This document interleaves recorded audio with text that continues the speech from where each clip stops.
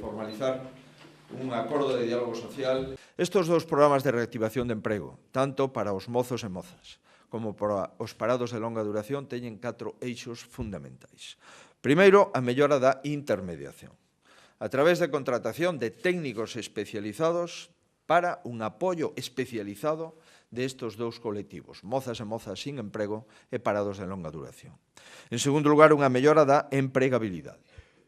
a través de distintos programas de formación e emprego, en colaboración coas entidades locais, prácticas laborais en empresas, programa de adquisición de experiencia laboral en entidades sin ánimo de lucro, que tamén crean emprego e teñen unha iniciativa social, contratos de formación dual, fundamentalmente nos parados de longa duración, e accións para a adquisición de competencias clave para as tecnoloxías, para os certificados de profesionalidade. A maior parte dos mozos e mozas que non teñen emprego son mozos e mozas que non teñen formación axeitada para poder ter éxito no mercado laboral. O terceiro eixo é o apoio directo á contratación, incentivos á contratación, transformación de contratación temporal en indefinida a través de incentivos concretos, e no caso dos mozos, incentivar, ademais, prácticas en empresas e a contratación temporal mínima de 6 meses en sectores emerxentes. Empregos verdes, aos que se refería o secretario de UGT, atención ás persoas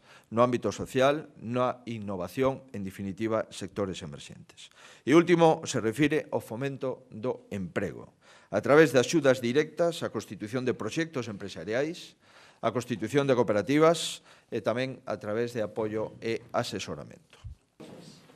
Sempre é importante avanzar a través do diálogo, na procura son os menores de 25 anos e como son tamén os parados de longa duración, donde